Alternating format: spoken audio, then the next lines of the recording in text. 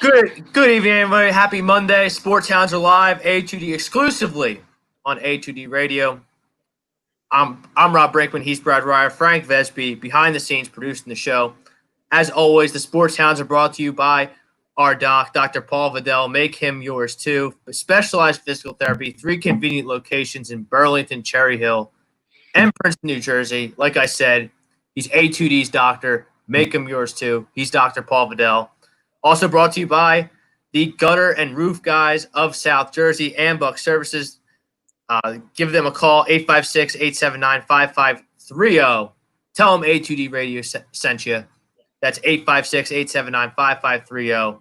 Ambuck Services, Gutter and Roof Guys of South Jersey. We are streaming live on Facebook, Periscope, Instagram, YouTube. You miss any of the live content here on A2D. Stream it in podcast form, Spreaker, Spotify, Google Play, iHeartRadio, iTunes, A2D Radios everywhere. Join the debate. We're the fastest growing sports media company in the country. We doubled in likes, doubled in subscription, doubled in everything during the quarantine. But Brad, the quarantine for some sports is about to end this weekend. Basketball, hockey, about to get going. We don't know what's going on with baseball. Obviously, the Miami Marlins are trying to do their best to shut down the game of baseball, the 60-game abbreviated season. Probably very much in jeopardy, Brad. I hope it's not, because sooner or later we're going to have to, as a society, learn how to deal with COVID. I think you're right. COVID is a part of life now, folks. You can't just shut everything down the second a few guys in the same vicinity get COVID. Now, many questions arise to me in terms of this Florida Marlins situation, Brad. Now, I know we get a couple baseball players here and there. Your boy Aroldis Chapman, he had COVID. Mike Moustakas has COVID. Scott Kingery and Aaron Nola had COVID. Chapman had it too. Who's that? Chapman had it. Chapman has it. Yes, he's still not back. Had it. Freddie Freeman had it. Freddie Freeman had it. Freddie Freeman almost died of it. Yeah, Freddie Freeman was really sick. A plethora of guys have decided to sit out amidst the pandemic, amidst the risk. But Brad, sooner or later, like, the toothpaste is out of the tube, so to speak. The virus is airborne. Shutting down sports, shutting down society every time there's a little bit of an outbreak, I think is flawed thinking. We need as a society to rise above this virus and figure out how to live our lives with COVID. We need to wear masks when we're in public, and people just are this country is refusing to wear masks. I don't know what the problem is, but just so many people are flat out refusing to wear them. And, listen, it's one thing when you're home, and it's one thing, like when I walk my dogs, I admit I don't wear a mask when I walk my dogs. But anytime I go somewhere in public, if I go to a food store or if I go to an ice cream parlor to get some ice cream, I'm wearing a mask. If I'm in public, I'm wearing a mask, and people just won't do it. So,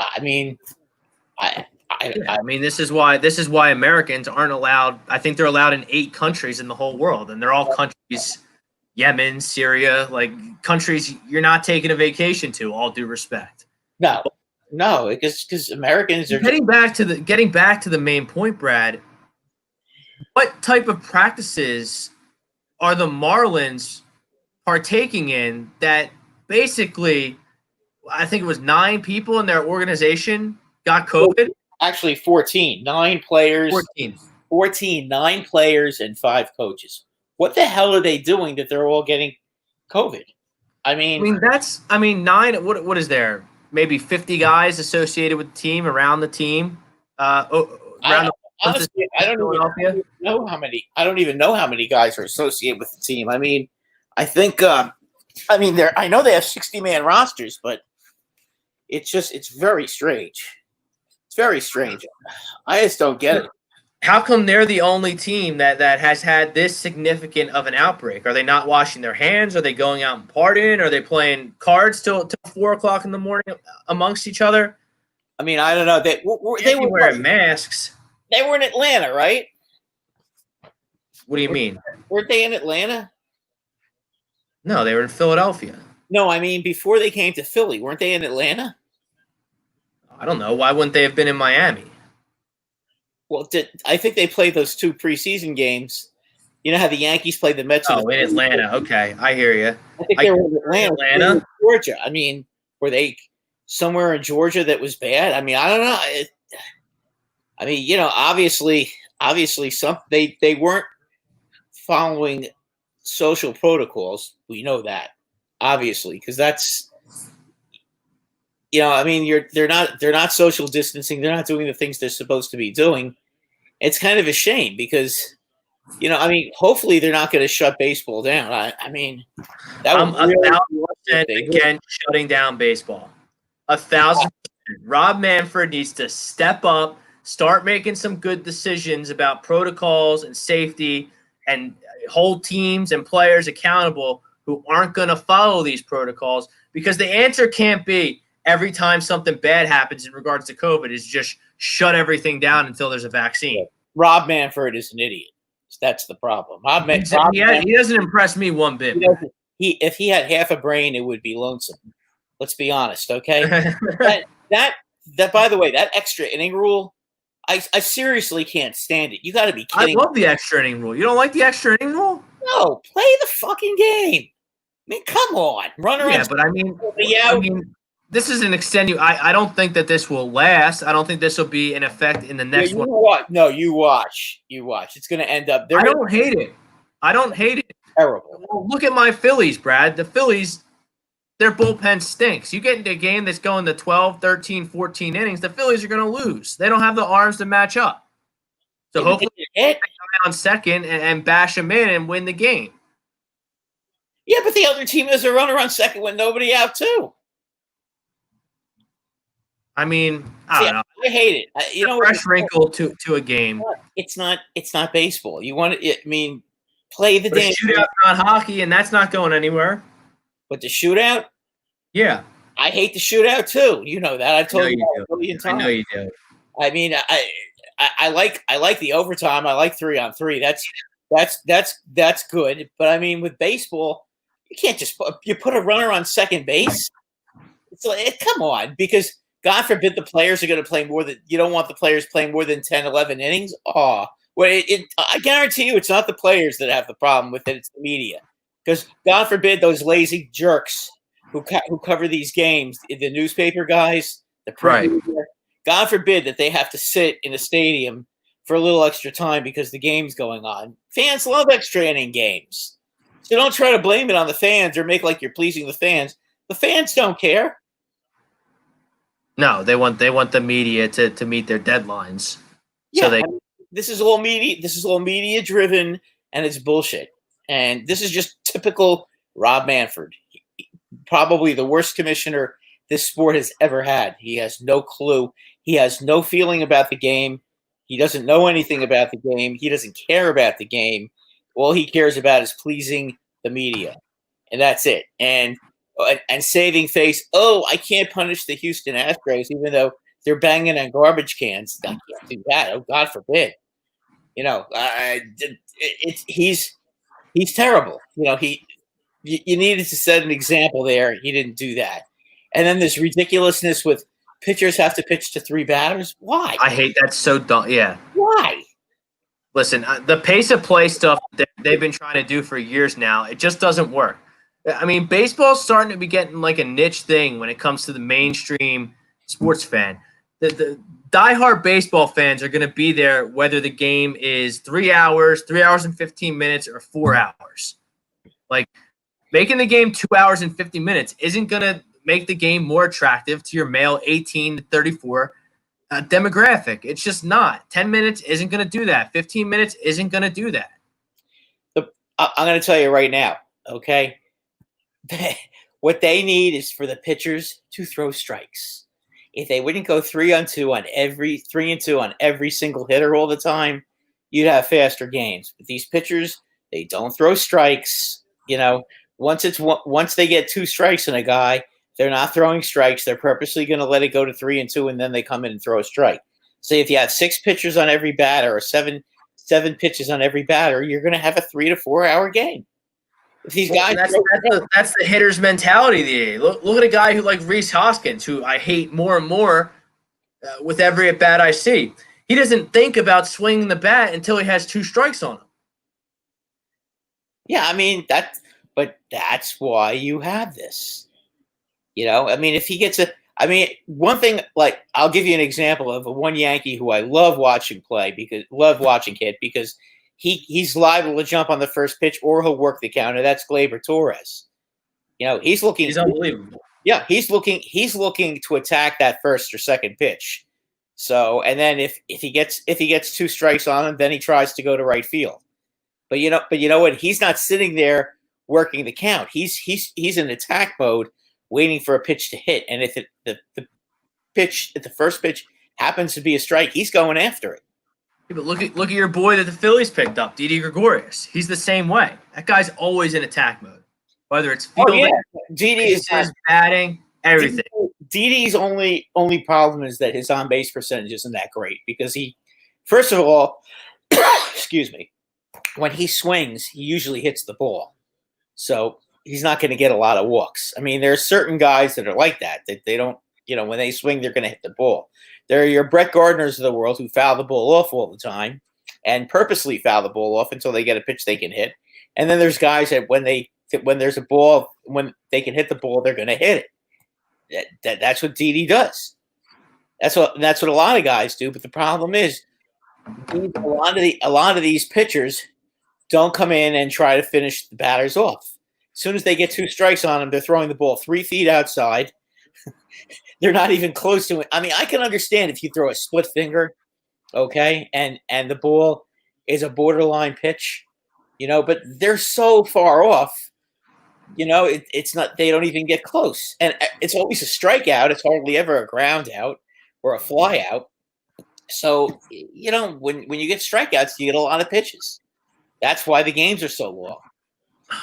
Let's get to the poll, Brad. We got some comments flying in. We're getting to everybody's comments in the chat tonight because, I mean, baseball, it's in a delicate state right now. Sports and society are in a delicate state. It's scary. I mean, I think it's a dangerous narrative and a dangerous game to play that we're just going to shut everything down. Like, I think baseball is going to get shut down tomorrow, 8 a.m. Get an alert on my phone before I go to work. Season canceled. I think it's a dangerous game to play.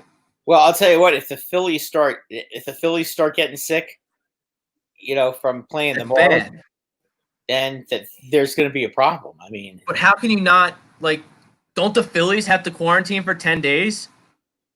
Isn't that like the they're not the ones that are sick. The Marlins are. Yeah, but this goes back, and this is the second I knew we were in trouble with this coronavirus, is you can be asymptomatic and still be a carrier of the virus. I could have the coronavirus. That's what happened. The coronavirus right now. Bryce Harper could have the coronavirus now. Nobody. That's what happened with DJ LeMahieu, and that's what happened with Aroldis Chapman. I mean, they felt fine, but then they were diagnosed with corona. I mean, with it. First off, I mean, how accurate is this MLB testing system? I mean, I think it was Wade Miley's Twitter account where they just spit in a vial 15 times and then they send that to the lab and that's how you determine if you have COVID. Well, I'm not a doctor. And I thought you needed a blood test to determine if, and I'm not a scientist. I really don't want to go down this road, but I thought you needed a blood test to see if you have the virus, whatever you call it, in your system.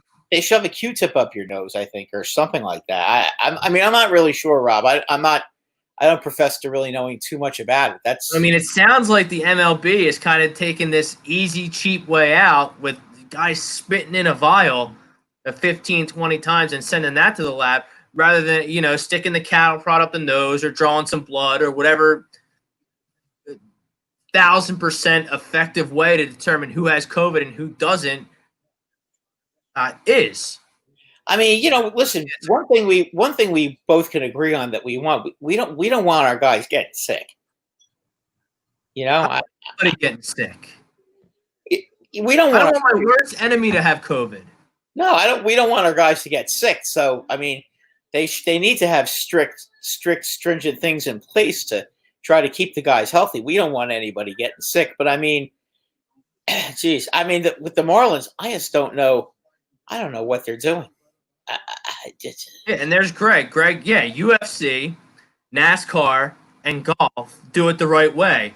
That's why I think one golfer and a couple of caddies have had the coronavirus. One NASCAR driver has had the coronavirus, and Jimmy Johnson, he missed one race and then was allowed to come back. And what was the other one? I think maybe 2 or 3 flights have been canceled because a participant got COVID the last second. So why can't we take notes on that? I mean, look at your Yankees. LeMahieu has it. Chapman has it. LeMahieu's back already. Right. Chapman, whatever. Chapman just has to wait to get off the DL because he was put on the DL. I think Chapman's going to be back in the middle of the week. And now you have 9 players on Miami that somehow got it, which means your visitors' dugout in Philly is going to have to be deep, clean, disinfected, whatever, the locker room, the clubhouse. The locker room, the showers. I mean, they're going to have to really, really clean up that whole area. That's probably why they didn't play tonight. I mean, they got There's Greg. 2 fighters tested positive. Only 1 fight was canceled. Yeah, the real. I'll tell you what. Honestly, Dana White's done a good job that when someone does get COVID, he finds someone subs in right away, steps up, and they want the fight. Yeah, the one sport that I am very concerned about is football. Because, I mean, football... You forget about it. Forget about it. I don't know how football can play. I mean... Well, the problem is, with these locker rooms... Yeah, but the offensive linemen and the defensive linemen are hitting each other all day. Guys are tackling each other. I mean, there's too much bodily contact. At least baseball, there's really very little bodily contact. I mean, hockey, there can be bodily contact, but I think the players are going to be smart, and try and hit when they have to hit. And they also wear helmets, which makes a big difference too. The hockey players, so that'll probably help. Like, are hockey players going to wear masks, like some of the baseball players are having? I don't. I mean, see, the problem with the mask thing is people think they're doing the Americans in general. And I'm painting with a broad brush here, so I'm trying not to paint with a broad brush, but I see it every day. So I work in an industry, in the e-commerce shipping industry, where I see it every day. I interact with people. I have to wear a mask. They have to wear a mask. I see it every day. No one does it properly. Like Didi Gregorius, he hits a home run, but then he has to take his mask off. He takes his mask off to high five his buddies, and obviously you need your drink of water. You got to take your mask off to do that. But no one is doing the mask properly. Hockey, I think, is going to be fine. I really do, because if these guys wear a mask, plus they have that visor across their face, right? I mean, that's about as good as you can get. Yeah, I mean, that's pretty. As far of a barrier. Yeah, I mean, and I mean, yes, hockey is definitely a contact sport. They're hitting each other, but I mean, for the most part, they're. Can't you just disinfect the pads or just give them new pads each time? Oh, God only knows. I mean, I don't know. As I said, the sport that I'm concerned about is football, because you've got the quarterback is right under the center. All those offensive football ain't happening. Yeah, I just don't see it happening. Absolutely not. I mean, we're sitting here. The summer's flying by. We're mired in this pandemic. And it's for the most part. I mean, we're lucky in the New York, New Jersey, Pennsylvania metropolitan area that it's kind of run its course. And although people are still getting it, it's right, not because those metropolitan cities, I can only speak for what goes on here in Bucks County, where I work and where I live. And for the most part, people are trying to do the right thing. You get a few idiots here and there that aren't doing the right thing, and that ruins it for everyone. I can't speak for you down the Jersey Shore in Ventnor, people in New York City, but it seems like this Northeast corridor is really trying to do the right thing. New York, they're doing the right thing because they're not. New York had its problem already, and for the most part, they've got it under control, and so does New Jersey. And people, especially down at the shore, you don't see people all sitting together. Well, I mean, you see the little groups and everything, but people, like, the groups are definitely far apart. They're all like probably 10, 15 feet apart. You don't have anybody that close together. And honestly, I mean, I've seen a million times where some idiot puts his chair a little too close to somebody else, and somebody else just picks up their chair and moves. I mean, everybody's pretty. I don't know. I hope I'm wrong about football, but I mean, I don't know. It's concerning, but I don't know. I think Rob Manfred should step up and maybe investigate what's going on in the Miami Marlins clubhouse. What's going on with their team practices? What's going on with their team doctor? Are these players being educated about how this virus spreads? Because this is a real problem.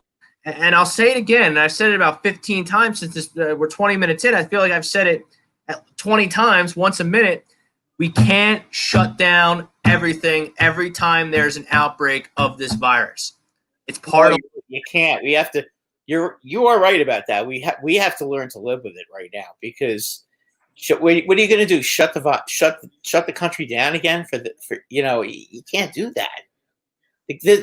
Listen, the politicians are not going to keep sending money, are not going to allow people to get free money forever. Well, we're not a politics show, but some of the politicians, that's what they want. Yeah, well, I mean, I don't know. What I do know is that I'm concerned about what happened with the Marlins.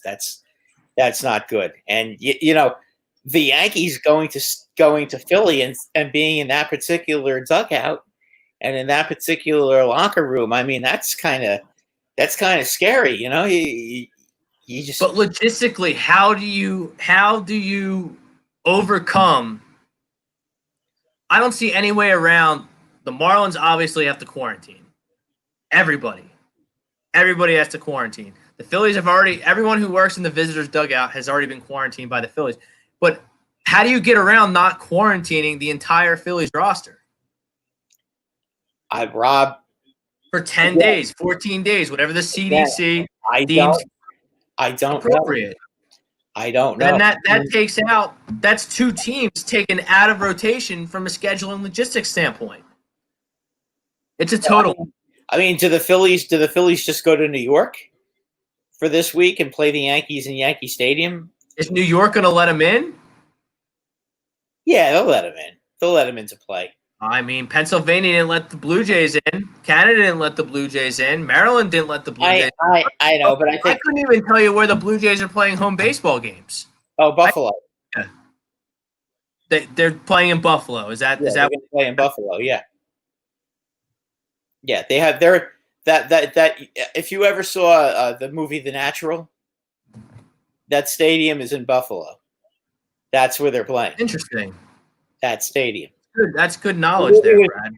The movie was filmed in that stadium, and I think that's the stadium the Blue Jays are playing. Now, I think so. If I'm wrong, guys, don't scream at me that I don't know what I'm talking about.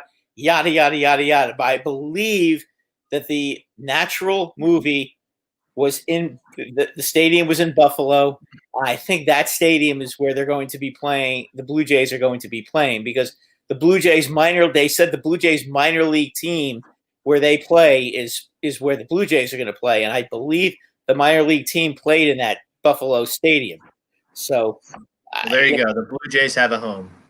Yeah. As far as the Phillies going into New York, I mean, they'll let them in. They're going to take their temperature, obviously, before they come in, but they'll let them in. And they'll. I mean, if I were the Yankees and I were the Phillies, I would think both teams would probably want to just not play in that stadium until they totally clean it up. And I don't know that you can clean it up in one day. I mean, I think you're going to need a little bit more than a day to clean it up. So, I mean, what do? They go to New York to play tomorrow? I mean, they could because it's close. Do you play two? I mean, what do you do? Yeah. I mean, the thing is, what you do is tomorrow you play 2 in New York.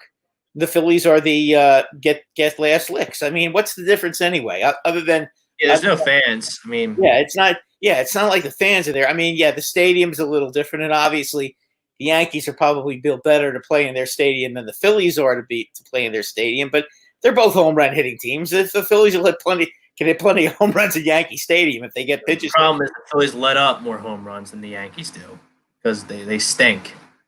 We're to get to the Phillies and all the happenings of the first weekend in baseball. It was an exciting weekend. Oh, Not one team is undefeated through, I guess, 4 days of play if you include Thursday night. Not one team's undefeated. Nope. Teams that were expected to be bottom dwellers taking 2 or 3, getting splits with some good teams. Well, how about how bad the Boston Red Sox are this year so far? I mean, they get it's going to be a long summer in Boston. They lose 2 out of 3 to the hapless Orioles. They're all getting pounded. Yeah. In Fenway Park, and tonight the Mets are ahead 7-1 in the 5th inning. I mean, that's absolutely. I mean, listen, I know the Red Sox are struggling with their pitching, but I thought that they could hit, and they hit like crazy the first game against Baltimore. I think they won 13-1, but then to lose 2, and I mean, that's just, to me, that's shocking. I'm sorry. I know the Red Sox have no pitching, but Baltimore doesn't have any pitching either. I mean, come on. All right, Brad, let's get to some comments here. We're going to get to the poll. We're going to roast Rob Manfred for some more. We had a lot on the agenda tonight. This is we've been blessed to have such great guests during the quarantine to kind of help stimulate some conversation. But we have no guests for you tonight. It's just me and Brad. We have sports around the corner. We have Sixers talk. We have NBA talk. We have Knicks talk. They have a new basketball coach. We have hockey talk. Hockey in their own right. They tested something like 4,300 players over the weekend. 0 positive tests. Absolute great sign for hockey. Flyers get an injury scare. We got it all covered. We got the 4 major sports covered. Huge trade in the NFL. All-pro safety Jamal Adams has a new team. We're going to discuss who won, who lost that trade. I'll tell you what. I think both teams won that trade.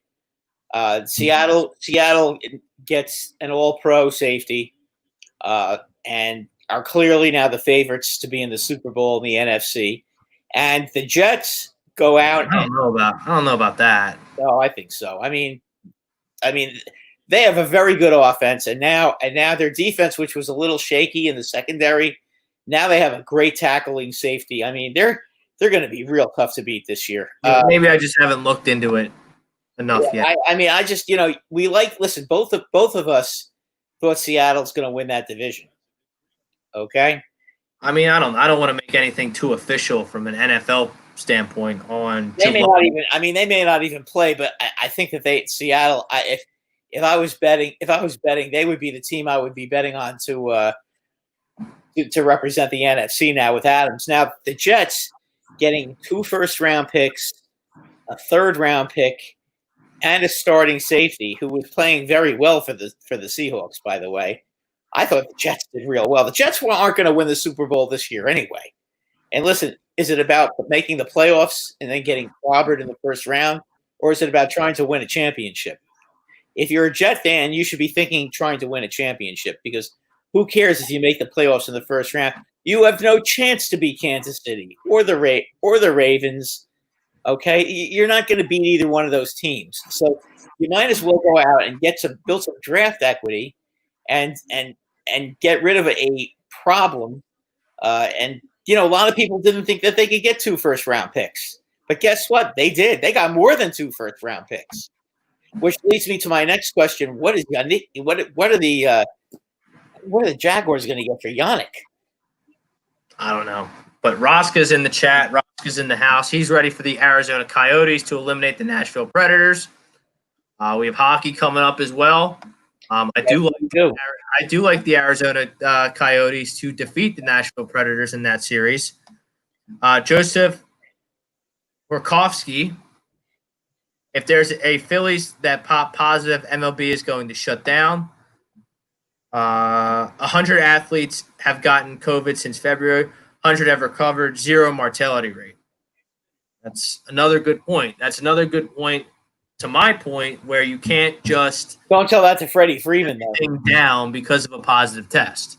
I know, but don't tell that to Freddie Freeman though, Rob. Freddie Freeman almost died. I mean, he was. I understand that. Look, the COVID-19, the coronavirus is a real thing. People have gotten sick and people have died. Like, it's a real thing, and that's a shame that Freddie Freeman and people listening probably right now probably know people that have gotten COVID, maybe even have known people that have died from COVID, but I mean, I'm supposed to live my whole life scared now because no, you can't do that either. The flu is mutated, and however it mutated into this, I don't know. I don't think the answer can't be shut everything down. Yeah, we got something from Chrome here about the presentation of the NBA's games with the giant screen to space out benching and whatnot. I think that's a great idea. I mean, listen, as far as the NBA's benching stuff is concerned, these players can all sit in the first row. They're right on the court. Sit like 2 or 3 seats apart. What's the big deal? And let the coach run around like a maniac like they always do, on the floor. Why isn't baseball in a bubble like this? Well, baseball, I mean, a lot of the guys, at least in Washington, when I was watching the Yankees, a lot of the Yankees there were some in the dugout, but a lot of them were sitting in the stands behind the dugout. Because there's rules about how many people can actually be in the dugout. Right. Like all the starting pitchers that weren't pitching that day, like they're not allowed to even be. They're sitting behind home plate where the fans would normally sit. By the way, who was it? Garrett Cole had to sit in. He was actually sitting in one of the suites yesterday and on Saturday. He was in one of those suites in the Nationals ballpark. And down the left field line. Because he makes $350 million and they don't want to get him infected, so they put him in a suite. Yeah, that's what they did. And then if that's what you want to do with him when he's not pitching, you paid him, you do what you want with him, I guess. I'm sure Gary Cole's wife isn't upset about that. I'm sure she's happy that they're trying to take good care of the guy. So, that's just being smart. That's protecting your assets. But,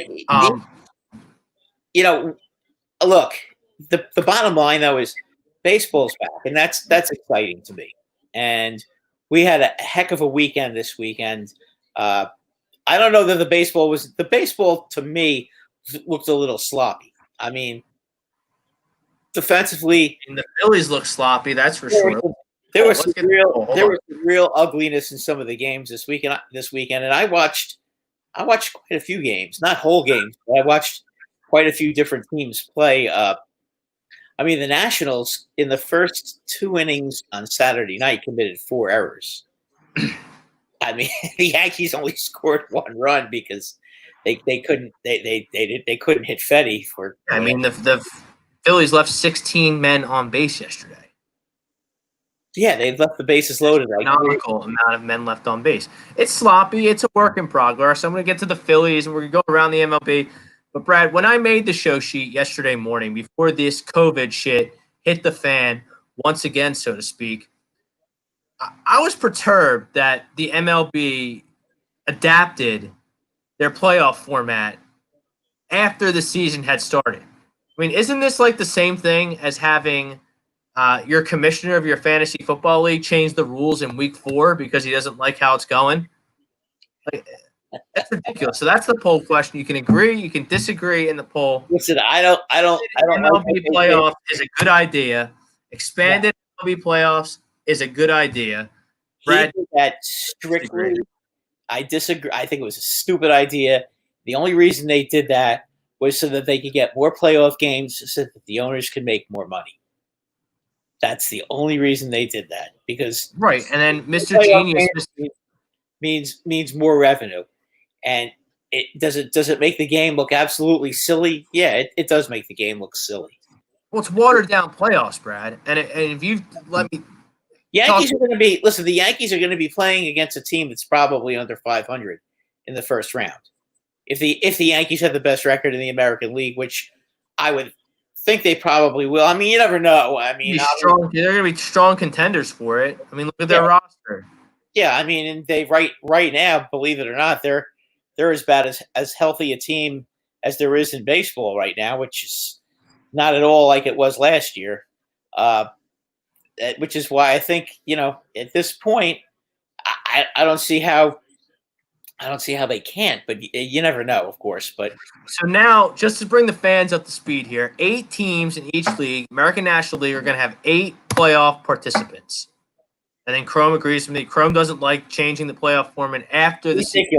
It's ridiculous. It's ridiculous. So now 8 teams in each division, each league, are going to make the playoffs. The top 2 in each division are going to make the playoffs, along with 2 wild card teams. Right. So that we're going to have one. It's going to be like the NHL, NBA playoffs. Well, not the NHL anymore, but like the NBA playoffs. 1-8, 2-7, 3-6, 4-5. Yeah, I mean, you're going to have it. I hate watered down playoffs. I mean, you're going to see the Yankees and Oakland, because I still think I thought Oakland was going to win the division before Verlander got hurt, and now that Verlander is hurt, and let's not kid anybody, Rob. Forearm tightness is a precursor to Tommy John surgery. Yeah, everybody knows that. Everybody knows that. Yeah, so don't even try to tell me that's not going to be the case. He could be out. He could be out all season, and he could be out next season too. So I mean, let's be honest. That's you're going to look at the Yankees playing a team probably like the Texas Rangers or the Chicago White Sox in the first round. I mean, come on. Why are we wasting our time? That's ridiculous. And then you're going to have the Dodgers playing the Mets in the first round. You got 3 games. You got 3 games. I believe it's 3-game series being expanded to 5-game series for the I guess it's second round. Right. The final 4 will be the division round, and you get to the NLCSs, and then right series. Right, but they did this strictly for money, to make more money with with expanded playoff. No, what happened is someone finally got in Rob Manfred's ear and alerted him to the fact, like, hey, if all the Yankees get COVID and they lose a bunch of games because none of their players are healthy, like we need them to be in the playoffs. We need to expand these. Same with the Dodgers, Rob. Or the we need the Dodgers and the Yankees and these big market teams like Philadelphia, the Mets, White Sox and Cubs. I mean, we need these. They need those big market teams, like Chrome said in the chat. It's all about greed.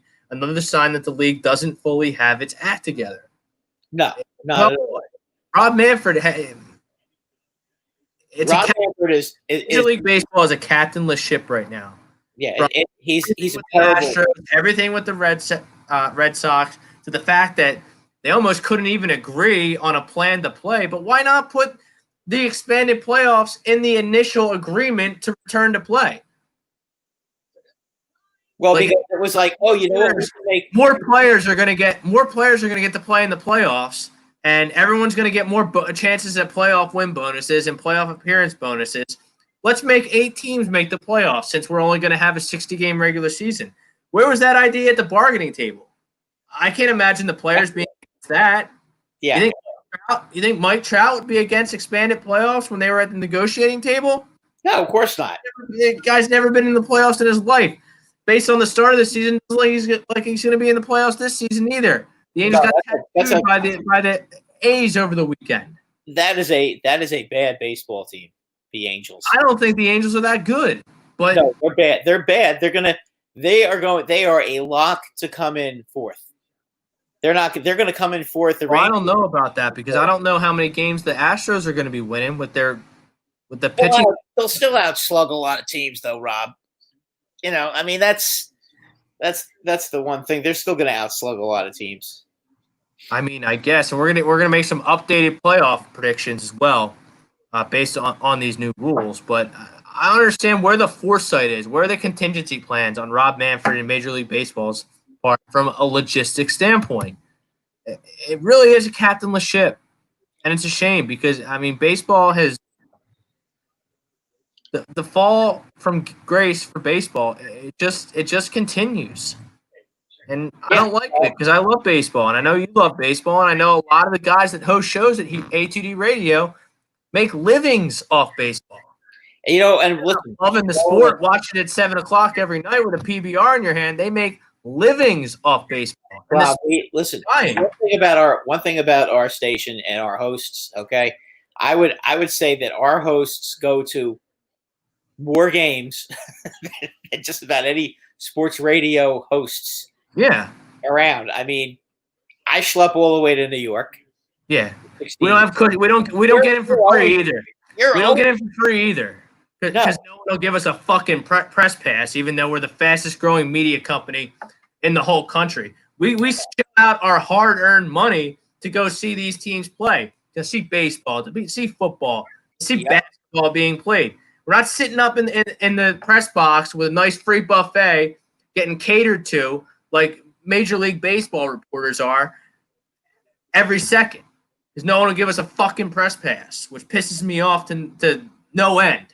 Because we deserve press passes, and our resume speaks for itself. Yes, just the town's resume speaks for itself, let alone AM and the PM, agree to disagree, birds of a feather, on the road to victory, lazy booking, all the shows here, hockey happy hour, all the shows here. It's ridiculous. Yep. I don't get it, but whatever. Listen, that's another argument for another day. At this point, I kind of want to get into what you think, what your updated predictions are going to be now, Rob. Okay, I'm going to stick with the Washington Nationals and the Philadelphia Phillies in the East. I'm going to start in the National League. We'll start in the National League East, and we'll kind of. You do know Soto. You do know Soto's out with COVID, right? He does have COVID, yes. Okay, I just want to make sure. I just think they're a better team than the Mets and the Braves. They're a better team than the Phillies. Their pitching is monstrous. Although Brad, you look at 60 games. You look at 60 games, Brad, and you talk about you can't go on extended losing streaks. How many extended losing streaks can I expect the Nationals to go on with Scherzer, Strasburg, and Corbin at the top of that rotation? Now, man, I'll tell you what.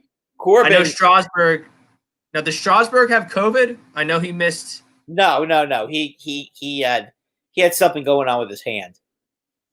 Well, this goes to your point last week about these guys not being stretched out and it taking time, and it looks like you were spot on about that with Kershaw missing his start, Strasburg missing his start. They're all pitching 77. They're all throwing 70 pitches. So and I think it's going to take till the end. I think it's going to take till the middle to end of August before you see these guys being stretched out, which is why I think bullpens are going to be huge in the first month of the season. Well, that's not good. That's not good for my Phillies prediction right there, them finishing second in the National League. But I've been touting this team as Joe Girardi, Real Muto, top-heavy roster that's going to bash their way to the playoffs, and I'm not going to bail on my prediction after 3 games. I think you shouldn't, because that's the boys last night on Agree to Disagree. Your hand's kind of hovering over the panic button. But you can't hit the panic button. Wow. Not 3 games. People are telling me fire Girardi. Like, come on, get real. Like, relax. Listen, don't forget, last year the Yankees lost their opening series at home to the Orioles. They lost 2 out of 3. Let us not forget that. And that first series, Stanton and Andahar both ended up getting injured, and they missed almost the whole year. Right. And Brad, I don't know how much of the Phillies game or Phillies in general you watched over the weekend, but I missed most of the game working. I saw the 7th inning on Friday, which Friday was a tough loss, but that happens. Noah made a mistake. He hung a curveball to Aguilar. They ended up losing the game. They couldn't get the bats going. They really didn't get the bats going until late in Saturday's game when JT Realmuto hit a 3-run home run. Then the bats were kind of awake. they've got a blowout win there. But, Brad, I'll tell you, I don't know if you saw the game Sunday. Sunday was hard to watch. Sunday was very hard to watch, and I stuck with the ball. They hit the ball okay, but, I mean, they were just mashing. They got no clutch hits. No, I'm talking about the Marlins. They were just mashing the ball yesterday. They scored 10 runs. Well, Vinny Velasquez came in, and he pitched one good inning. Then he started throwing batting practice. Then Cole Irvin comes in, who, I mean, all due respect to Cole Irvin, he had a pretty good minor league career with the Phillies organization, but he in no way, shape, or form is a major league pitcher.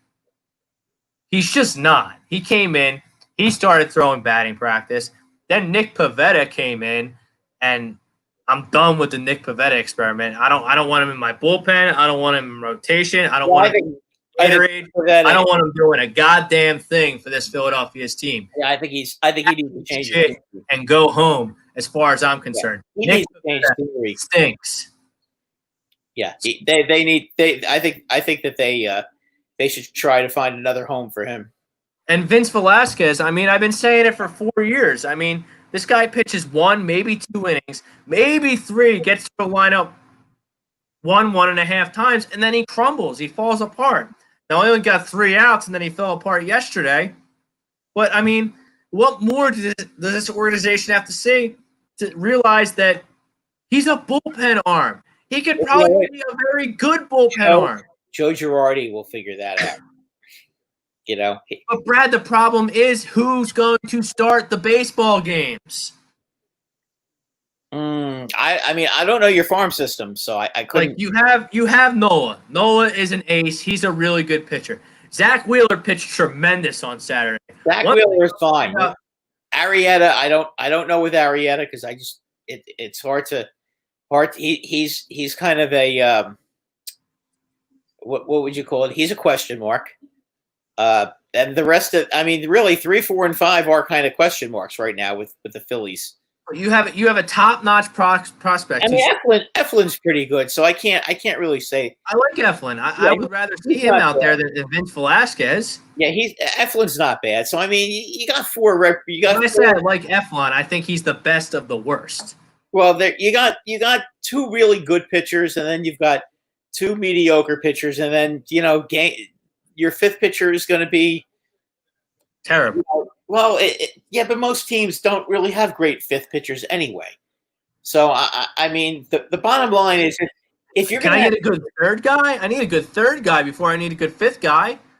But, look, bottom line is if you're 500, you're going to make the playoffs this year because 8 teams make the playoffs. I think the National League has, 14 teams? Or does the National League have 60? Which team has 14 and which league has 16? I forgot. No, it's uniform. It's 15 and 15. There's 5 teams in each division. Remember the Astros were in the National League, but then they switched? Right. Okay. Yeah, you're right. All right. So it evened it out. So it's so it's I mean, so we're on the East, but I mean, getting back to the Phillies real quick. Teams, if you have 8 out of 15 teams making the playoffs, if you're 500, you make it. That's more than half. If the Phillies don't make the playoffs with this expanded, nonsensical playoff format, I mean, I need someone's head to roll. And the first name that comes to mind is Matt Klintak, the general manager. And to be honest, if this team doesn't make the playoffs, John Middleton, Mr. Cigar Boy, with all his stupid money talk, I mean, he can go kick rocks too. So I need a playoff appearance from my Phillies with 8 of 15 teams in the National League slated to make the playoffs with the expanded playoffs, assuming we finish this baseball season, which I really hope they do because, like I said, you can't just shut everything down. Yeah. And Tommy's in the house. Mr. Arnone's in the house. He hates Matt Klintak too. I hear you, brother. He's terrible. And yesterday was tough to watch. And all the Phillies fans out there, it's Sunday. It's my day off. I'm kicking back. I'm drinking a few beers. It's 10-6 in the 7th, and I still felt in my heart of hearts that this team was going to get more runners on base and someone was going to blow it open. The Phillies were going to win 11-10, 12-10, something like that. maybe a walk-off by Bryce, or God forbid Rhys Hoskins would barrel up. Nobody could get a big hit yesterday. 14, 16, I forget if it was 14 or 16 runners left on base. Well, you had 3 times you left the base. 3 times.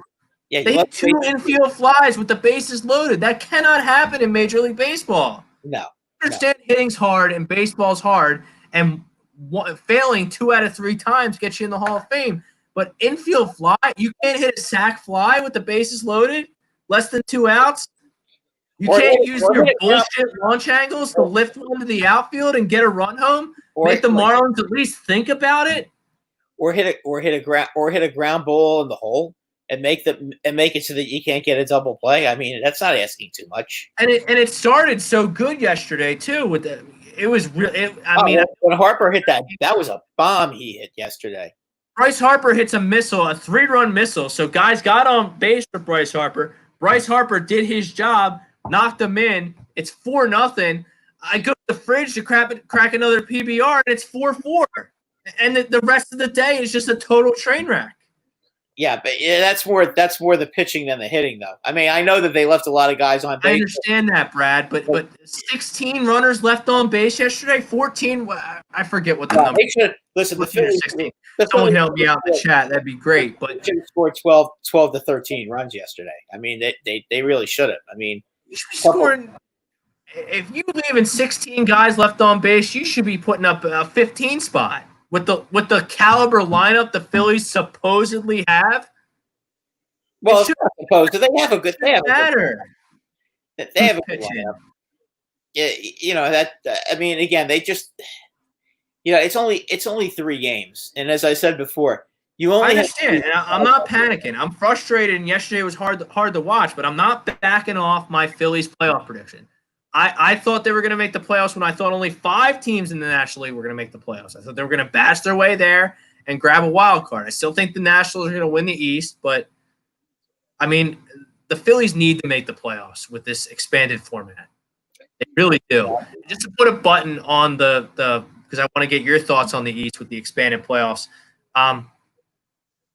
Rhys Hoskins, I hate him more and more every at-bat. I need my first baseman to square the ball up, barrel the ball up, and do damage, not hitting a 2-hole and walk every time because he can't run and he can't field. He's an incomplete baseball player. I need some pop out of Rhys Hoskins. He's got to start swinging the bat.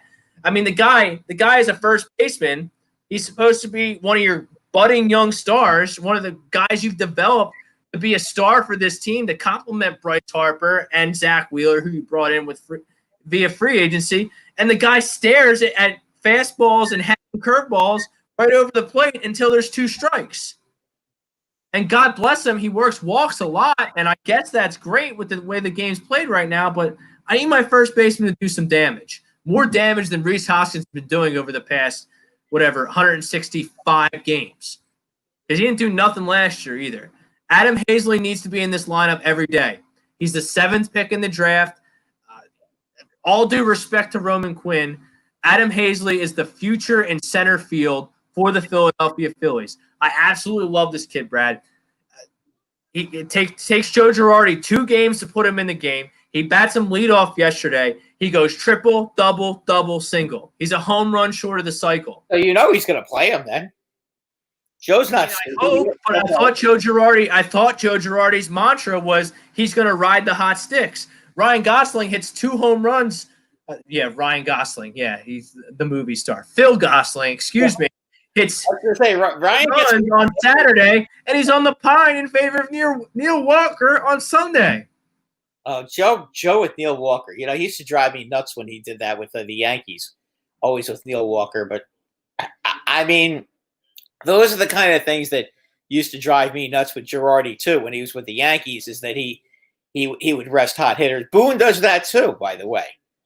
He'll take a hot hitter and he'll put him on the bench to rest him. You don't need to rest guys in a 60 games. The only guy you have to rest is your catcher. You don't want your catcher catching a day game after a night game. I don't care how many games they're playing. You still don't want to do that because they could still end up getting hurt. Catching is a very injury prone position. So that I can understand. But you got to play your hot guys. And then I don't know. I'm not that impressed with the NL Central, so I would imagine that at least one of the wild cards is going to come out of the East. But I'm going to let you go through. I'm going to do all my top 2 division picks first, and then move on to my wild card. So, Brad, what did you see out of the East this weekend? Who do you think are going to be the 2 automatic bids, so to speak, come playoff time from the National League East? Well, I still like Atlanta, as I told you last week. I like Atlanta. I think Washington is going to be okay. I just hopefully Soto won't be gone too long. I like the 2 of them. I do think the Phillies are going to be one of the wild card teams. In the Central, I like Cincinnati. If there's going to be a wild card team, I got to go with the Cardinals. Wait, who are your 2 picks in the NL East? You're getting ahead of yourself. Okay, the Braves and then the Nationals. Okay, Braves 1, Nationals 2. Okay. Why can't I get behind the Braves? I couldn't get behind the Braves last year, and they made the playoffs. I can't get behind the Braves. I don't believe in their starting pitching. It's not that bad. It's not great, but they can hit. Fulton would stink. I mean, listen, I'll tell you what. Last night, I scored 14 runs, but Newcomb looked terrific last night. He did, and he was terrible last year. So yes, he was. You know, he step up and be a player. He's a young. I mean, he's one of my wild card picks. That guy Soraka, he's a tremendous pitcher. He's a legitimate ace. I mean, they've got a lot of young pitchers. Fried is not. You're going that far with Soroka? He's a legitimate ace? Oh, Soroka? Oh, I think so. That guy's curveball is off the table. I mean, I was watching the Brave Met game, the 1-0 game on when was it? Friday afternoon. I mean, that he was tremendous in that game. I mean, he made one mistake to Cespedes, and he loses the game 1-0. You know, but Fried is not bad. You know, and if they're gonna get a good outings out of Newcomb, Fultonowicz is up and down. Well, I mean, we'll see with them. Newcomb's like he's like the key to their whole team. He might be, but I mean, listen, the Braves can also slug like crazy. I mean, they've got between Acuna and Albies and Albies is on fire. And Ozuna, that home run Ozuna hit. I mean, that was a tremendous home run. I mean, it's 3-2. It's 3-2 on Ozuna in the top of the 9th inning. The Braves are down 2-1 just to set the scene, and Diaz was dealing that day, and he throws a fastball that's right on the black on the outside corner. He got it up a little bit, and that's what cost him. And Ozuna just went with the pitch and slammed it over the right field fence. I mean, Ozuna looked like he did with the Marlins a couple of years ago, the way he hit this weekend, and that's going to be tough because you know what? If he's going to fill in for Donaldson and give you that kind of offense, they're not going to really miss Donaldson all that much. I mean, the Braves can hit. They've got a lot of guys who can hit on that team, not to mention Freeman, of course. You know, and their bullpen isn't bad either. I still like the Braves to win. I like the Nationals to come in second. I think the Phillies will be a playoff team. I think they're going to come in third. In the Central, I like the Cardinals to come in second, and I love the Reds. I still think those two. It's going to be those two. And I like the Reds a lot. In the West, I think you kind of convinced me about the Padres, but I think they're going to be one of the wild card teams. I still like the Dodgers in Arizona in the West. And as I said, I think it's going to be the Padres and the Phillies in the as the wild card teams. Mm-hmm. I can't, in good conscience, pick anyone other than the Dodgers to win the NL West. But I'm going. They're overwhelming. Padres are a good team. They can hit. They can really hit the ball. And they can, I mean, Paddock is good, and Lamet, Dillinson Lamet is a budding star.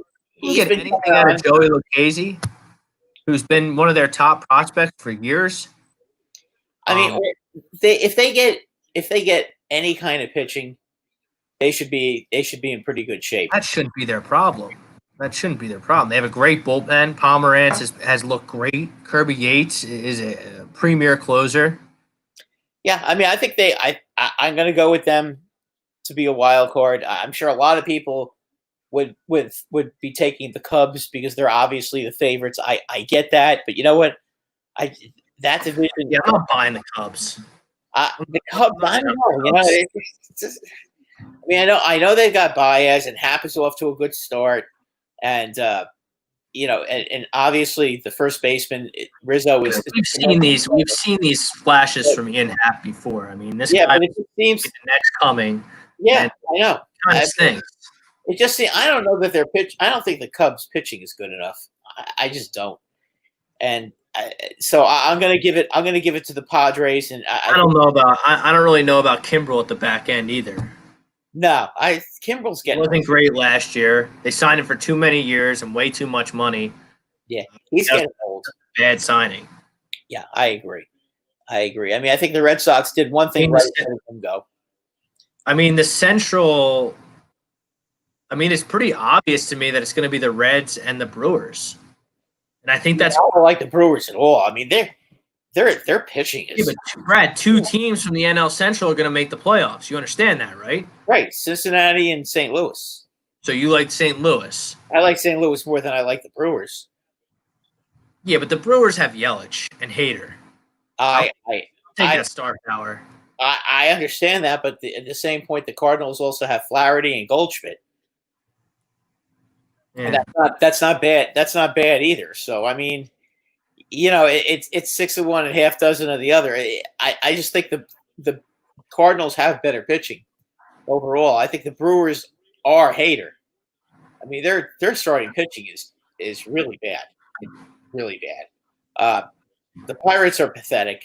They're going to just get mauled continuously this year. They're going to get rolled every game, and yeah, it's a shame. But I mean, listen, you can't. It is what it is, man. It is what it is. They're kind of setting themselves up to get a first round pick. Go that route. Yeah, they're going to be as bad as they're going to be bad or worse or worse than Baltimore. So now my wild card teams. I think you sold me on the Braves. I'm going to pick the Braves as a wild card. Well, I want to say Arizona as the second one, but I don't know if they have the pitching. I think Arizona's going to come in second.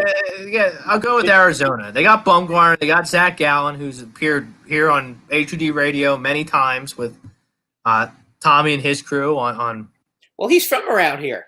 Yeah, he's from Jersey, so I'll go. I used to work with his father. And then so I'll go with Arizona and Atlanta as my wild cards.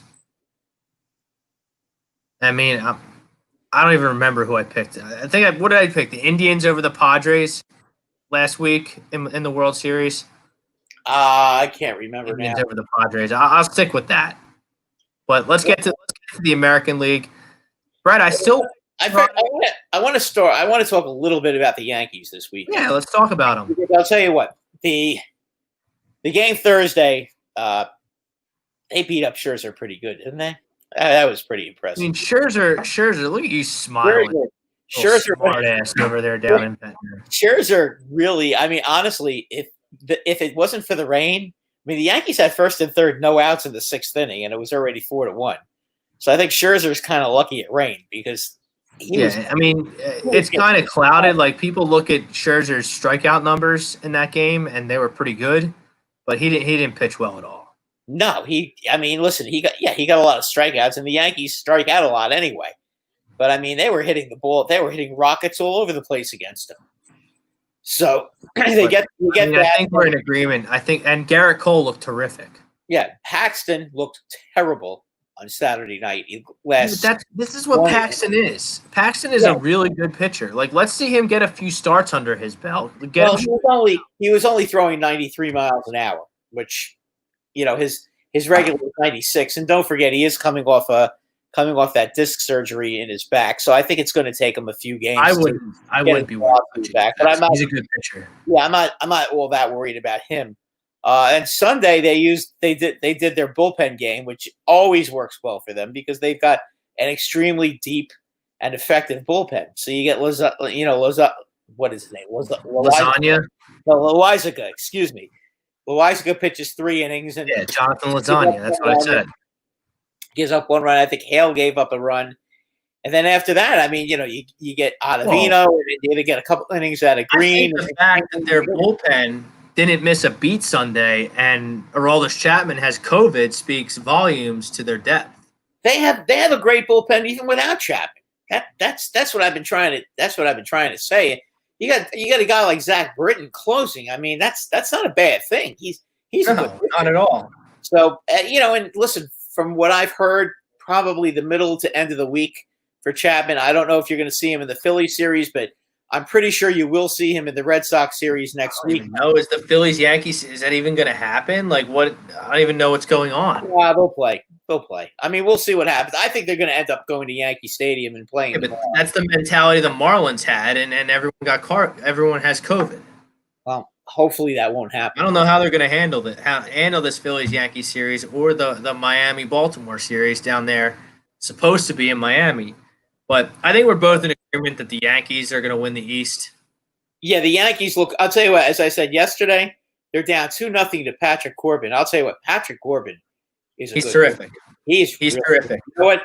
I always thought he was pretty good, but I mean the way that he had the Yankees off balance yesterday, I mean that doesn't happen very often. I mean the Yankees had no clue with him, and then he hung the one curveball to Gleyber Torres, and then Dusty Baker goes and panics and takes him right out, and then the Nationals bullpen comes in, and the Yankees feast on them, and they come down from 2-0 to win a nail-biting 3-2 win. And I'm not going to lie. Listen, it didn't hurt the Yankees at all that Juan Soto was on the bench. Let's be honest, okay? I'm not going to sit here and even try to masquerade. Guys are always hurt in baseball, whether it's COVID, whether it's a pull or anything like that. Guys are always hurt in baseball. Yeah, no, I mean, listen, look at the Yankees last year, all the injuries they had, and they still went to Game 6 in the ALCS. So. I mean, it's going to happen, but I think we can all agree that they should win the American League East. I mean, the second seed in the AL East is the interesting one to me. I'm still sticking with my Blue Jays. Yeah, no, I got to go with Tampa Bay. I mean, Tampa Bay. We listen as a Yankee fan. I've seen this act before with Tampa Bay. Tampa Bay can pitch, and even though their lineup isn't all that good, they find a way to score enough runs to win. They do everything well. You know what I mean? Like they have Brandon Lowe, who's just really emerging into a premier player in Major League. And Meadows is out right now. But what the Rays always seem to do is when there's runners on base, they move them over and then they get them in. And they're a fast team. They do winning things. Man, Kevin Cash is a tremendous manager. He is, and you know what? They have real good pitching. Real good starting pitching, and their bullpen's very good too. And they find a way. What I don't like about Toronto is Toronto's bullpen is horrible. And Ken Giles just went on the disabled list today. Well, the way he pitched yesterday, I'm not surprised that something was wrong. He was hurt. He was hurt. He got lit up, but the rest of their bullpen is not good. And that's going to be a problem. It's a bold prediction on my part, but it is. I mean, now for teams like the White Sox and the Blue Jays. I think the Blue Jays may be a year away. The White Sox too. But what I will give you is this: I like the Yankees and Tampa Bay in the American League East. I'm going to go with obviously with the Indians second, and trying to remember who's. Well, the Twins are going to win the division. The Indians they play wiffle ball over the weekend. I'm still going with the Indians to win that division because I'm not going to back off my prediction just based off of 3 games of. They still have better pitching than the Indians in a short series against the Twins. I think the Indians would beat them. They got better pitching. They have Carrasco, they have Clevenger, they have Bieber, they have Brad Hand at the back end. Right. Their lineup's not bad either. And the Twins don't have and the Twins don't have any pitcher that's as good as those three. No, not at all. And their bullpen, and by the way, their bullpen stinks. The Twins, they're starting can hit. So those are my two. Those are my two in the Central. Yeah, I would go with the Indians and the Twins. The Twins and the Indians, excuse me. In the West, I'm going to go with Oakland and Houston. Now, the tricky part. I'm out on Houston. You still think Houston's going to finish second in that division? Yeah, they will. They will. Verlander out. Verlander needs Tommy John surgery. I don't care what his agent says. I agree with you, but they still can hit. So what? Josh James is their second starter, and they're going to go to the playoffs? I don't know about that, Brad. No, Josh James is going to be the third starter. I think it's McCullers starter, and I guess Greinke is the is going to be the number one. I mean, the division is pretty. The AL West is pretty weak. The AL West stinks. Oakland is really good. So let's not get. I mean, I think Oakland. Yeah, they are. Oakland wins that division easily. I think the Astros come in second. The Angels, they're no good. Seattle, they're no good either. Okay, so then I guess it is. It's just the lineup. They're just going to bash their way to the playoffs. They'll find a way. Now, if that's all they're getting. That's all they're getting. The wild card teams. Wild card teams in the AL. I'll go with Tampa and the Chicago White Sox. Yeah, I'm gonna go. I would go with the White Sox and the Blue Jays. And I think on the same. You think the Blue Jays are going to win or be in the playoffs? You just don't think they're going to finish in Tampa. We just have that. No, I think the Blue Jays are going to be like 33-27, maybe 32-28. I think Tampa. So you think 30-30 gets you in the playoffs in the American League? No, I think you're gonna have to be like 35 games. 34. I think you're gonna need 34 because it's gonna be real top heavy, just like it was last year. 34-26. No, I think 33-27. I think gets you in the playoffs in the American League. I think that'll get you in the playoffs. I think in the National League 31-29. But in the American League, it's pretty top heavy. I mean, the Yankees are an outstanding baseball. The American League is very top heavy. Yeah, the National League is way better. I agree. From top to there's more depth in the National League, but I mean the top teams in the American League are better than the top teams in the National League. You know, it doesn't. Who in the American League besides the Yankees are better than the Dodgers? Nobody. So like, where's the other heavyweight? Where's the other big time heavyweight in the American League? Oakland, Tampa Bay, Houston, Minnesota, and they're heavyweights. I think they're all heavyweights. I think they could all hit the hell out of the baseball. I think they would beat any one of the teams in the National League. I don't think the National League, any of those teams in the National League, have enough pitching other than maybe Washington to be able to control any of those teams. I mean, that's what makes them so tough. I mean, if you have mediocre pitching and you're going up against the Minnesota Twins or the Oakland A's or the Houston Astros, they're going to eat you alive. And the Blue Jays, for that matter, they're going to eat you alive. They'll eat your lunch. Even though their pitching isn't all that great, the teams in the National League, for the most part, they don't have great lineups. They just don't. I mean, the Phillies have a good lineup. The Phillies have one of the better lineups in the National League. They have more of an American League lineup than most of these other teams do. In the National League, it seems like there's maybe one or two real good hitters on each team. The American League has been for a long time now. From 1 to 7, almost all these teams are stacked. And Minnesota and the Yankees, there is no weak spot. The 1 to 9, 1 to 9 is tough. I mean, the Yankees have Brett Gardner batting ninth, and Brett Gardner is a very tough out. All right. So that would be that's baseball. we're hoping for the best. We're hoping to see Phillies, Yankees tomorrow. We're hoping to see Marlins, Orioles. We're hoping to see baseball for the entirety of 60 games, an expanded playoff run, and a World Series champion must be crowned. We can't just shut everything down because of a few positive COVID tests. In regards let's get to a couple of sports that are starting this weekend. We want to talk about Jamal Adams. I want to talk about Jamal Adams. Okay. Because the trade fascinates me. Because I don't think Jamal Adams is worth all that.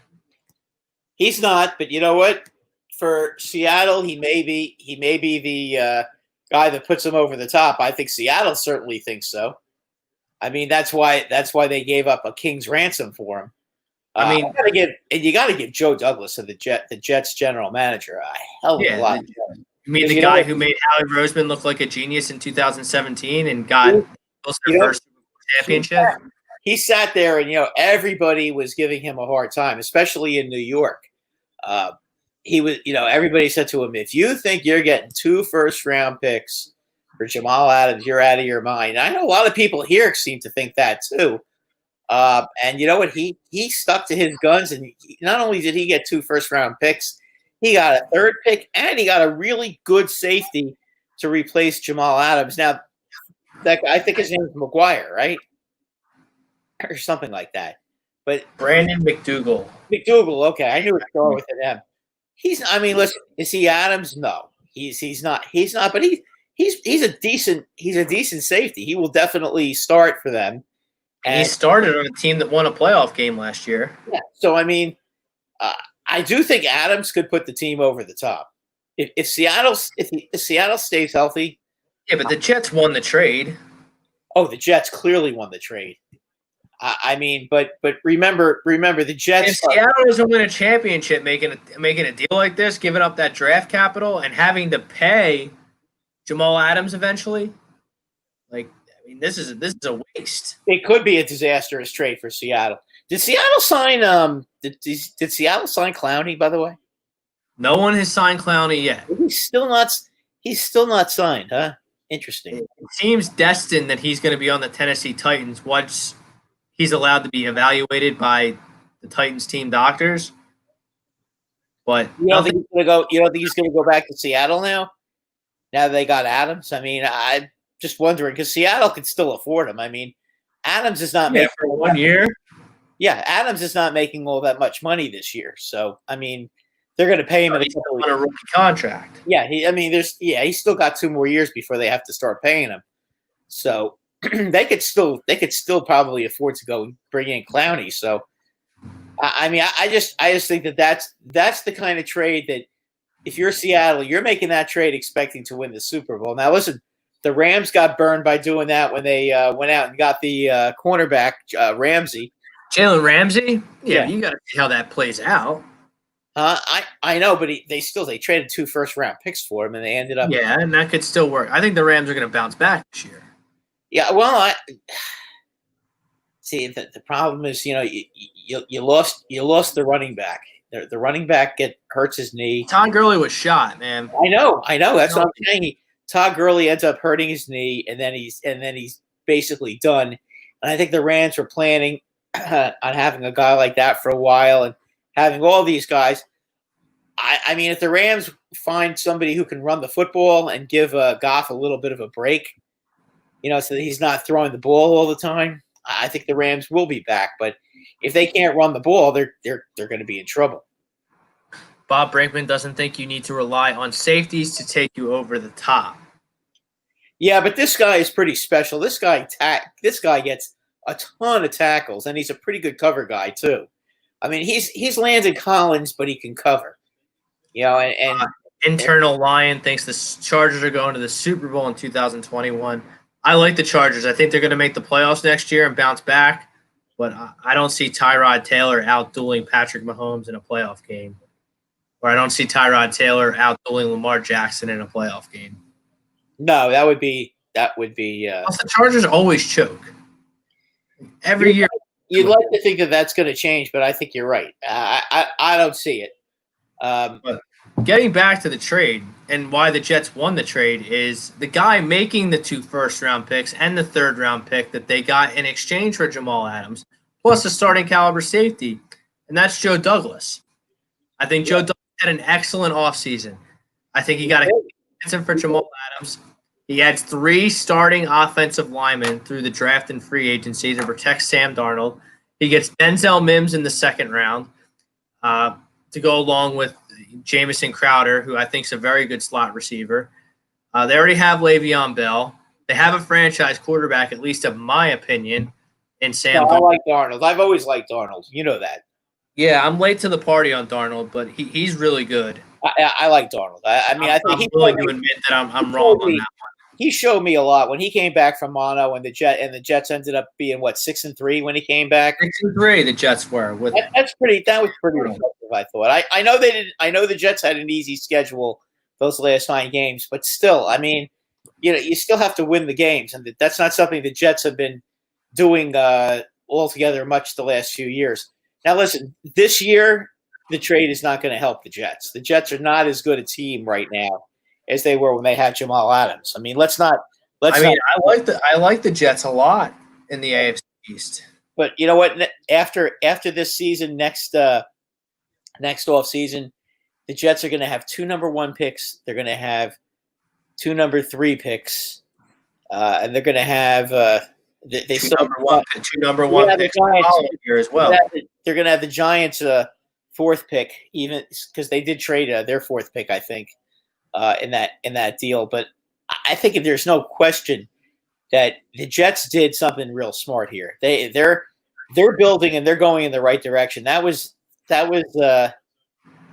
exactly what they needed to do. And you know what? Their GM Joe Douglas, who used to be the Eagles I should say, Howie Rossman's right-hand man, he went and he's doing the right thing. Sometimes you have to take 1 step backwards to take 2 steps forward. Howie's such a dork. I can't believe he's in charge of a football team. Well, it's just baffling. Now my question, and this would go to all you Eagle fans: how much do you think it's going to take to get Yannick now? When Seattle had to pony up 2 firsts and a 3rd and a star for an All-Pro safety, what's it going to cost for an All-Pro defensive end? It doesn't bode well for Yannick getting moved because there's only a few teams that trade draft picks like this. The Rams trading 2 first-round picks is bold. I mean, I wonder if the Jets might consider doing it now that they got 2 first-round picks. Well, the Jets are stocked up on draft capital, maybe. I mean, I guess, but I mean, personally, that to me wouldn't make sense. I don't think a team that if I would get on. Because you get a guy like that when you're that you think is going to take you over the top. If you're going to go trading that many drafts. But the Jets make a lot of sense for Yannick because they have the capital now because they haven't paid Darnold yet. They don't have to pay Adams. He's on Seattle. That's Seattle's problem to pay him. They have some money to play with to be able to sign Yannick to a long. And after this season, if they cut Bell, they're not going to have to pay him anymore. They're not. Bell. I think Bell's going to have a great season. No, well, I'm just saying if they decide to cut him, they wouldn't have a bunch of dead cap space because if they cut him last year or this after this past year, they would have gotten destroyed cap space wise. Like how the Giants did when they got rid of Beckham. They had $16 of dead cap space for trading Beckham. The Jets. Well, that was not Dave Gettleman's finest hour. The Odell Beckham. That wasn't a bad trade though. They needed to get rid of him. He was just being too much of a distraction, and he was acting like a jackass, and he was a disruption to the team. So, I mean, they kind of had to do it, and he also wasn't playing. I mean, 2 years in a row, he missed a lot of games. So it gets to a point where if you're not playing, if the guy's not playing and he's acting like a jackass, you got to cut your losses. First to third and Peppers was not a bad move for the Giants at all. I love Jabril Peppers coming out of Michigan in the draft. He's okay, but you know what? He needs help. Their defense he's not a dominant player. Their defense, they really, really need a dominant player. Now, interestingly, they did the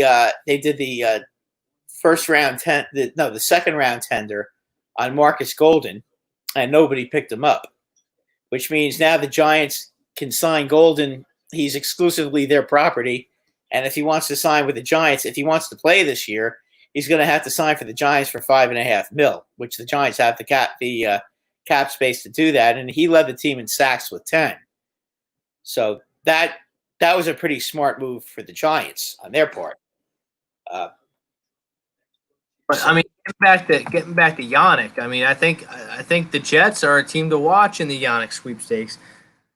Depending on how much it costs, look, I want the Eagles to get involved. I mean, I've been pretty vocal about the Eagles not being. I don't see the Eagles as legitimate Super Bowl contenders right now.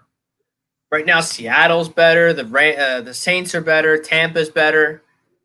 I mean, there's just a handful of teams in the NFC that I think are just better than the Eagles. The Eagles need a dominant impact player to put themselves on the level of Seattle and San Francisco and well, they offensively. They need a major threat weapon for Carson. Well, look, they gotta hope they got that in the draft with Rager, and they have to hope that Deshaun Jackson stays healthy, and they have to hope that they're gonna hit on one of these later round guys that they picked. You never know. I mean, that could happen. It could, and they have Ertz and they have Goddard, and I think Miles Sanders is a really good player.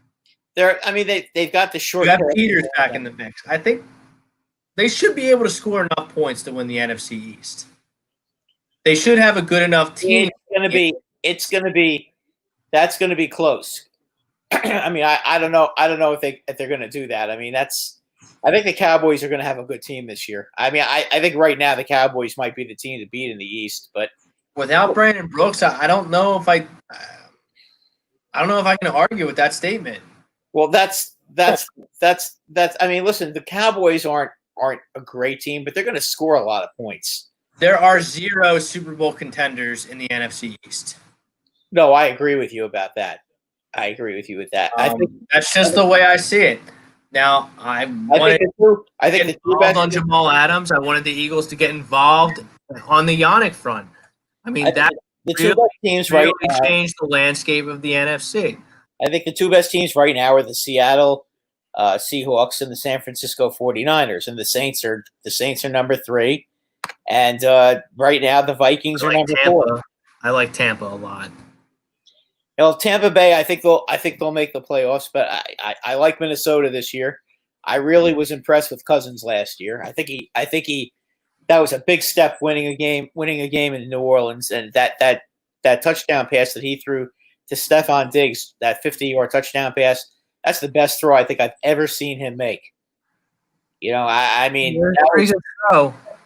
that was tremendous, and I think, you know what, I think he's ready for a career year.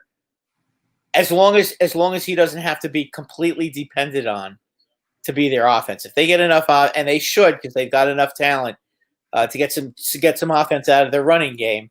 Dalvin Cook's a stud. I agree with you on the Vikings. Minnesota is a very, very dangerous team. I think, as I said, I think right now and very few weaknesses. Yeah, I think right now they're Brandon Brooks injury is just really a killer for the Eagles. Yeah, you can't. The problem is you can't depend on the Eagles' offensive line now without him, which was an elite offensive line with Brandon Brooks. Yeah, well, now it's good. It's not elite, but it's still good. I know you bring back Peters, and then you have a rookie who I like, but I mean, who knows? And Andre Dillard. How far do you think Peters is going to go before he gets hurt? You think he's going to stay healthy at his age? Point. No, probably not.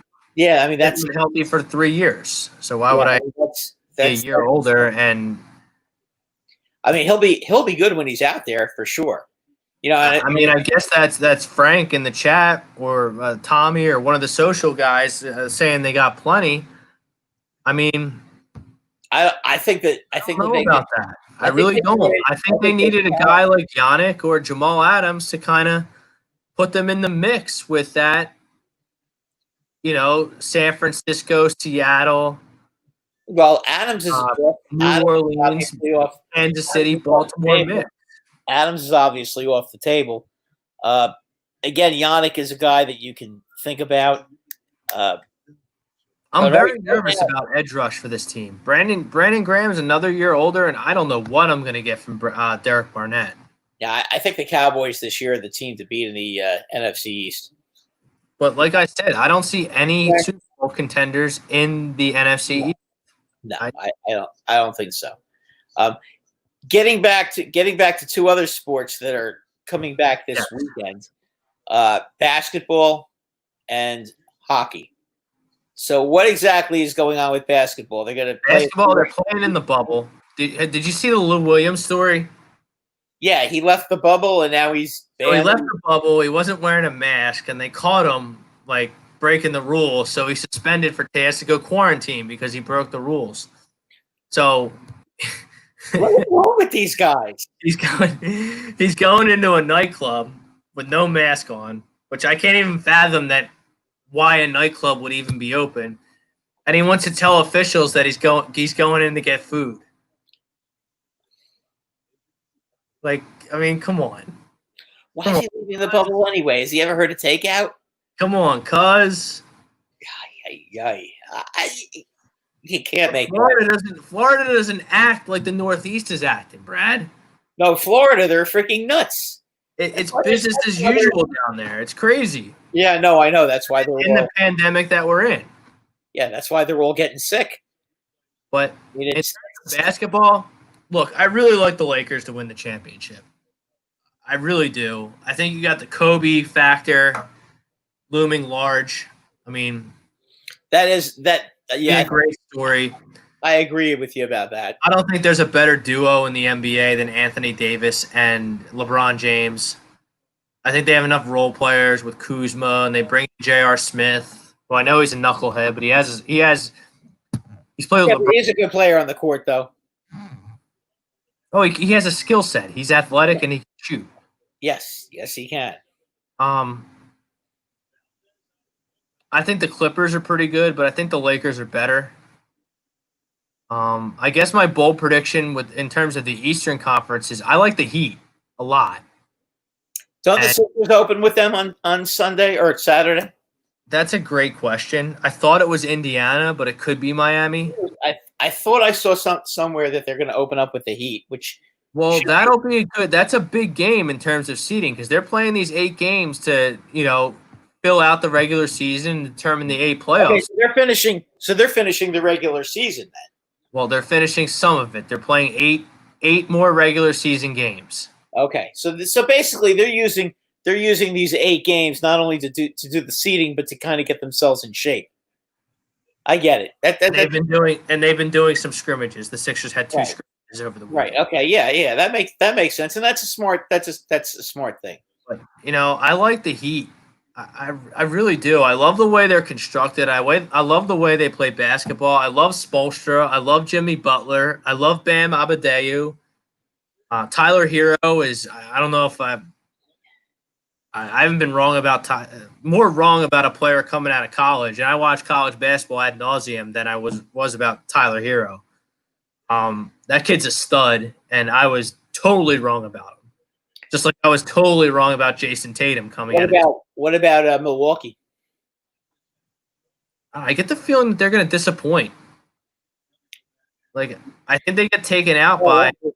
They're an awfully talented basketball team. I think that if they end up playing the Sixers or the Heat in the second round, I think the Sixers match up. And I've been critical of the Sixers for years now. You know this. I don't think Brett Brown's a great coach.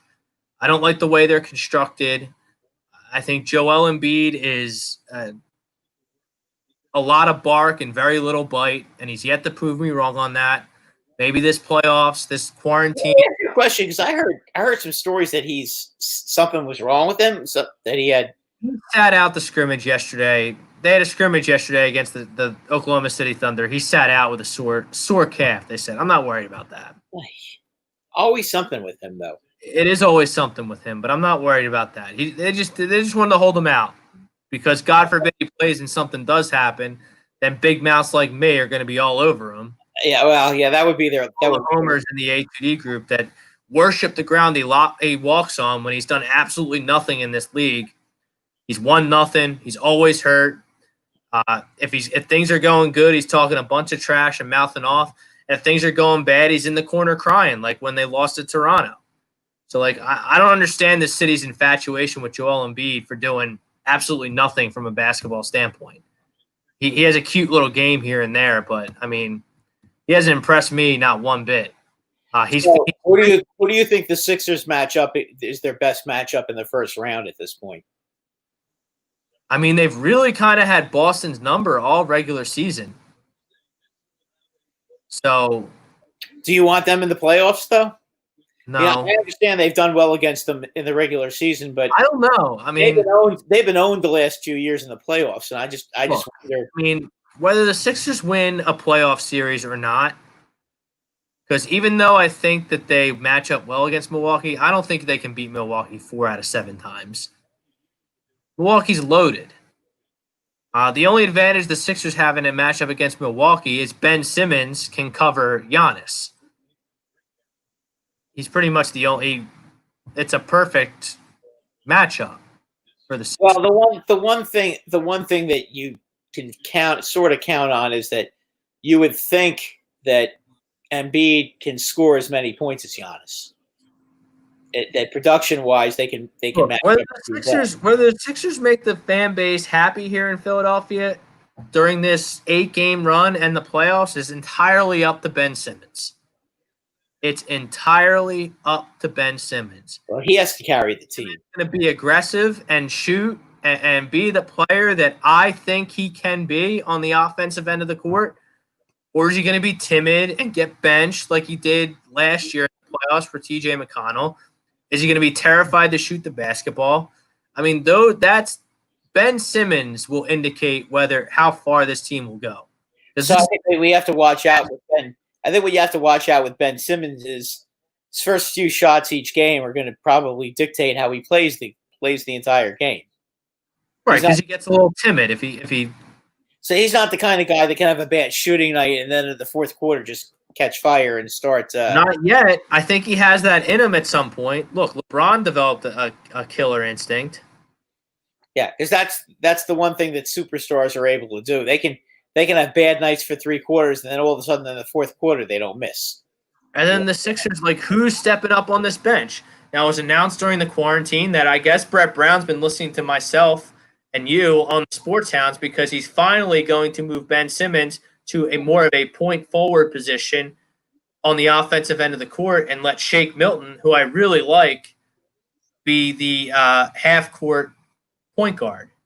Well, I think not only half-court sets. Part of that, though, you have to remember is that, if Simmons isn't taking the ball up the court, he can save his energy somewhat too. Yeah, but Brett, here's the point that people are missing in this whole kind of lineup shift. Ben Simmons is still going to push pace in transition for this basketball team. Absolutely, but if Joel Embiid gets the rebound, he's looking for Ben Simmons on the outlet, and he's going to let Ben push the basketball. He's not going to get the rebound and give the Shake Milton, and they're just going to be 1,000% a half-court team in the playoffs. That's not how it's going to work. But when they are going to be playing half court, Milton's going to have the ball in his hands, and he's going to have to get the ball to Simmons or Embiid in spots that they like, so they can take advantage of their size and their skill. Right, but he has to get the ball. First off, forget about Joel Embiid for a second, because Joel Embiid needs to get it through his thick skull that he needs to be no more than 10 feet away from the fucking basket at all times. I don't want to see any three-pointers from Joel Embiid. You're going to see a lot of three-pointers because that's what he does. He just can't help. He's not good at them. He's not good at them, Brad. He's a 30% career three-pointer. Yeah, I know, but he just seems. He's not a good three-point shooter. He just seems to like doing that, though. I mean, I'll give you that, but he's got. He wants to dream shake and shoot mid-range jumpers. Okay. I'll tell you what, he does have a There's nice. Two guys I would find every time they shot a three: Josh Richardson and Joel Embiid. I would fine them $500 for every three-pointer they took because Josh Richardson is not a three-point shooter. Josh Richardson is a defense-first slasher attacker to the basket. You want Embiid going to the basket. Shooter in you and I have talked about this before. Embiid needs to be going to the basket and using his size and strength because honestly, when he goes to the basket, nobody can really stop him. He's either going to get the basket, he's either going to score, or he's going to get fouled if he goes to the basket. But you know what's going to happen with Embiid? By the time he's in game shape, the Sixers are going to be on the brink of elimination, and then he's going to start crying that he lost. Well, I mean, he's got to step up. It's time for him to step up. I mean, it's time for that team to step up. It's time for Brett to step up. It's time for Ben to step up. It's time for Joe to step up. It's time to get up and go. It's time for Tobias Harris to be he's not $180 million, so it's tough for me to say that, but Tobias be a $100 million player? Money at this point is irrelevant. It's at this point, you're trying to win a championship. You're not worried about who's making what at this point. You got to find what you have to put these players in the best position that they can help the team win. So it's not even about the money anymore. It's about finding the best way to help them win. Because if you're gonna sit there and worry about the money, it's gonna make it.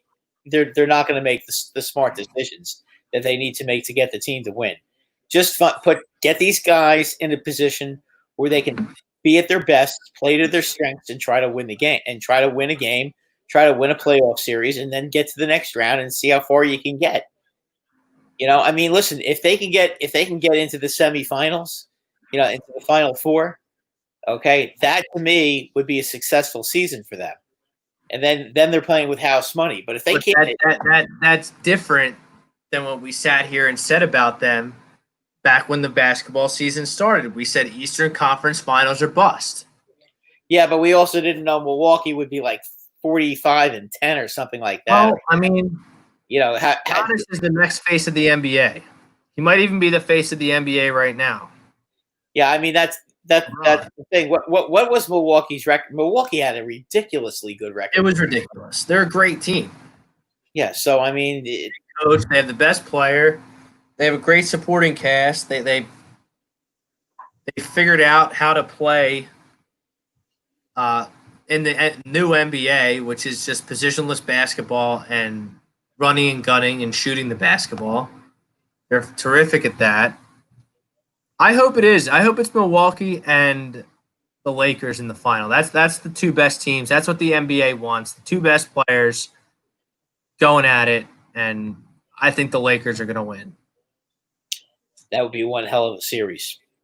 But Brett, how about your Knicks finally getting something right, hiring Tom Thibodeau? I love it. I like it too because, to me, this is the first time in a long time that they actually have a legitimate NBA coach who knows how to win and knows how to teach a team to play defense. Because the New York Knickerbockers have not played defense in 20 years. And you know what? That's been the major problem with that team. They when they actually could score, which they haven't done in a while, but even when they could score a lot of points, they never played defense then either. Thibodeau, one thing about him is that his schemes usually are good defensive schemes, and the Knicks need to become a good defensive basketball team and try to win low-scoring games because they do not have enough firepower to win offensive games right now. And until they go out, I mean, Randall can score a little bit. We don't really know about the rest of the guys on this team, whether anybody can really lead. Barrett's good. Barrett's going to be a good player, especially with Thibodeau. Yeah, I think so. See, Thibodeau is going to build a culture, and he signed a 5-year contract, and I'd be willing to bet he's not going to last those 5 years. He can only be the coach for like 3 years. He's kind of a Tortorella type of coach. He wears out his welcome places. No, I know he does. Very hard on his players. But what he's going to do for the New York Knicks is he's going to hold the young guys accountable. He's going to make them play. You know what? They're either going to play defense or they're not going to play. Right. And that's not where it starts when you're building a culture and building. That's not something That's not something any of these other guys have done. And that's the one thing I like about Thibodeau is that he is a coach that makes his team scrappy and they play tough defense. That's how every one of his teams have played, and hopefully he can get the Knicks to be in a defensive mindset, be able to play tough defense, and get the rebounds and then try to score transition points. Because right now, other than Randall, they really don't have a transition. They really don't have a guy who they can play half court basketball with. I can't really think of a professional basketball team with a worse culture than the New York Knicks. Oh, it's been like that for a long time. I mean you're losing the Kevin Durant and Kyrie Irvings to the world to Brooklyn, and that to me was a real wake up call for Dolan. And but I don't understand Dolan. He's a terrible owner, but he stays out of the Rangers business, and they're pretty successful hockey franchise. I don't know why he doesn't do the same thing with the Knicks. Because he doesn't know anything about hockey, and he thinks he knows a lot about basketball. That's the problem. I mean, he stays out of hockey because basically the mentality of hockey coaches and hockey general managers, these guys are all ex-players. So if he gets his business into these guys are just going to tell him to get the hell out of the room. I mean, I can tell you right now, John Davidson, if he started telling John Davidson what to do, John Davidson would look at him and say, "Excuse me, but I got to the St. Louis Blues to the semifinals. I took the Columbus Blue Jackets, who were one of the worst franchises in hockey, and made them a successful franchise. I was a real good goalie with the New York Rangers. You're going to tell me what to do? Not going to happen.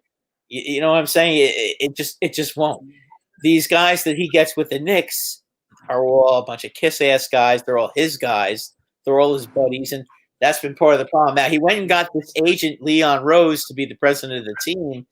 So far, he's left him alone, so we'll see what happens with that. What's the buzz in New York around this new kind of regime around the Knicks, or everybody's going to wait and see. Nobody's. They're just so far off the radar that they're not. It's been, they've been so bad. Plus, you have to look at it this way. Everybody is excited about the Rangers because the Rangers really, really came back this year and showed some life, and they're full of young, good young players. So everybody's all that with them and the Islanders, because the Islanders have a pretty good team as well. And and people are all over the Yankees, and people are also getting optimistic about the Giants and Jets getting a little bit better now. So the Knicks have been so bad for so long. Nobody's just going to roll over and say, "Oh, we're going to just be fine." It's not going to work that way. They're going to have to win some games, and they're going to have to develop a winning mentality and a culture, and they're going to have to develop a style. Whatever style they're going to end up. If it's always been with the Knicks when they were good, it was a real good, tough defensive teams when they were good, and they're going to have to be that kind of team. If they do that and they play good defense, even if they lose a lot of games, if they're keeping the scores down because they're playing hard defense and looking respectable out there, the fans will be okay with that. They need to bring in a star, and they also need to show some hope. If they show some hope, then maybe they can sign a star. But if they're going to continue to flounder the way they've been, nobody's going to sign with them. Well, they need Barrett to be the first chip. Well, they would also help if they won the lottery this year too, but we'll see about that. Yeah, and they get James Wiseman, then you have Randall, and you have Wiseman, you have RJ Barrett, and you got Thibodeau. Exactly. You mentioned the Rangers. Brad, hockey's about to start as well. Saturday it starts. As I mentioned earlier in the show, approximately 4,300 players tested for COVID, 0 positive tests. Certainly bodes well for the sustainability of this hockey bubble they have up there in Canada. Well, and also in Canada, people in Canada listen. They wear their masks, right, and they social distance, and they do what they're supposed to do. They're not idiots like they are in this country. So, as a result, they're up in Edmonton and they're up in Toronto and they're staying healthy, and that's really what the NBA should have done. I would not have go to Florida of all the places to go. I mean, Florida's is now for the NBA. You mean? Yeah, Florida's like the COVID capital of the world now. Really, it's a shame. But I mean, Canada, they could have had the games in Toronto and they could have had the games in Vancouver. I mean, Vancouver used to have the Grizzlies. I mean, nobody's going to be there at the games anyway. What's the difference? If they're going to play in the summer, the players would have liked playing in Vancouver. Vancouver is beautiful in the summer. Brett, I think we've talked about hockey probably the most with our guests that basically you've landed. We talked about hockey the most during quarantine, and we were pretty much in agreement that these teams with the bye have a supreme advantage to advance. Huge. First of all, they're not going to get injured. That's pretty much. You can't get injured not playing. Right, exactly. So they're going to be healthy. Just curious about what's going on with Connor Hart. Is there with Carter Hart? Carter Hart is fine. Okay, because I heard a few things about him, but I don't know what's going on. Yeah, he got hurt in practice. The old lower body injury. So whatever that means. Yeah, they're not going to tell you because in hockey they don't. He's back in practice and it appears he's going to be fine. Remember the Flyers have a bye week, so yeah, that'll help. This is a minor lower body injury, and it's not anything serious. I'm not really worried about it. Yeah, I mean, you do understand why they never tell you what the injury is. Because in hockey, if you tell somebody, if they know what he's going to get slashed and bumped and grinded, and no, the players will just take their. If they say if somebody has a bad ankle, they're going to get whacked in the ankle with their stick. I get it. Well, hockey players are the most brutal players in professional sports. If they know you have a bad back, the first thing they're going to do is cross-check you in the back. As soon as the referee turns his back, you're going to get crossed in the back. I hear you. That's hockey. That's what. Yeah, I don't care. Tell you. No. I'm just. I don't care that they say the lower body injury or what have you. They do that, but listen, if Carter Hart is healthy, Flyers are going to be a team, a real force to be reckoned with. The story with the Flyers that I'm impressed with is Oscar Lindblom is on the playoff roster. He's cancer-free, and I hope he does well. He got a nice contract extension too. So is he going to be in shape to play though? In game shape? I don't know. Yeah, I mean, I think it's nice to make him an honorary member of the team. I don't know that he's going to be in game shape though. I mean, he's on the roster. They gave him $3 million a year extension. Well. I mean, and they should do that, and that's great. He got hurt when he got hurt. He didn't really get hurt. He got diagnosed with cancer. Listen, if he's in shape, bone cancer. He was scoring goals for this hockey team. Yeah, listen, if he's in shape, AV will play him. I mean, you know that he's not gonna not play him. We can pretty much be assured of that. Flyers are definitely going to be a force to be reckoned with.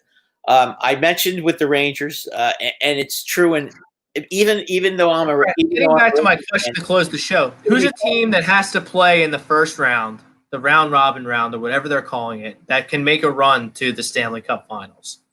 Oh, the Pittsburgh Penguins. Yeah. I mean, you have to remember one thing: they're old, but they're rested. They're rested, and guys like Crosby and Malkin. And Chris Letang, they're all going to be rested and ready to go. Jake Gensel might be back. From what I'm hearing, there's a very good chance he will be back. That's a 40-goal scorer that they didn't have all season. I mean, again, if they can get out of the first round, which they should, they're going to give the Flyers all they can handle. And again, that's a dangerous series for the Flyers. I think the Flyers, if they get out of the first round, are going to be extremely dangerous. I think they may have more trouble in the first round than they do in the second round, to be quite honest with you. My pick is going to be out west. To my question, what do you think about Vancouver? I look at this team. I did a little research. They're not ready yet. They're a year away still. They're like the Rangers. They're good. And they come a long way, like the Rangers. I wouldn't be trying to see the Rangers either. The Rangers are going to be a force too, but I don't think this year. I think they're 1 year away. Same thing with Vancouver. I think right now, out of the teams that are playing right now, boy, oh boy, I'm trying to remember who the teams were that are playing. You got Calgary and who's playing. I'm trying to remember now who's playing. It's Calgary, the Jets. It's the Jets Arizona. The Jets are the team. The Jets are the team that I would be looking at as a possible team that could be very. Edmonton's playing Chicago. Oh, Edmonton's playing. Yeah, but Edmonton. I don't like their goaltending. Winnipeg has Connor Hellebuck, and Connor Hellebuck this year was one of the 3 best goalies in the league, and he can win a game by himself. He's that good, and if Winnipeg can get out of the first round and get into the playoffs, there's not going to be a lot of pressure on them. They could be your sleeper. I'm not sold on Calgary again. I don't like their goaltending situation. I don't like Edmonton's goaltending situation at all. I think the Nashville is too old, and at this point in the West, I love the Avalanche. I've loved them all year. I think that they are clearly the team to beat in the West.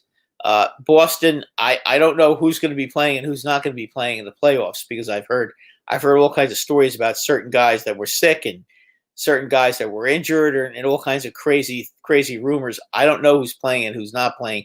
If Boston's playing and they're healthy, they're the team to beat. But, again, a lot of pressure being the top dog in the NHL, as you know. I mean, we've seen it doesn't work out for him. Yeah, well, hopefully it won't work out for him. I like them, but I think I'm still kind of pulling for Tampa Bay to finally get over the hump and win. I know you pick them every year. Yeah, I know, and they always disappoint. Maybe this is the year though. And Washington disappointed for a lot of years, so maybe this will be. Yeah, well, listen. Tampa Bay has a lot of great players on their team, and everybody that comes back, they're going to all be playing. So they're going to have Stamkos this time in the playoffs, and all the other guys that are always hurt are going to be there. They're not going to be tired from a grueling regular season. We'll see. That would be the one team, as far as if I'm a Flyer fan, I think they match up worse against Tampa Bay than they do against any of the other teams in the. I think they match up better with Boston than they do with Tampa Bay. All right. That's my opinion. All right, well, we look forward to hockey. We look forward to basketball. I hope baseball doesn't get canceled, and hopefully keep the faith. Football is not affected. Keep the faith, guys. Philly Drinkers, get your A2D merchandise at phillydrinkers.com. Click on the A2D radio collection. We need as many human billboards as humanly possible. If you don't have your gear, go get your gear. phillydrinkers.com. That'll do it for this edition of the Sports Hounds. He's Brad Ryer. I'm Rob Brinkman. Frank Vesby doing a great job producing. Until next Monday, stay safe. Wear your mask. Be the solution, not part of the problem. Absolutely. Out. Be smart.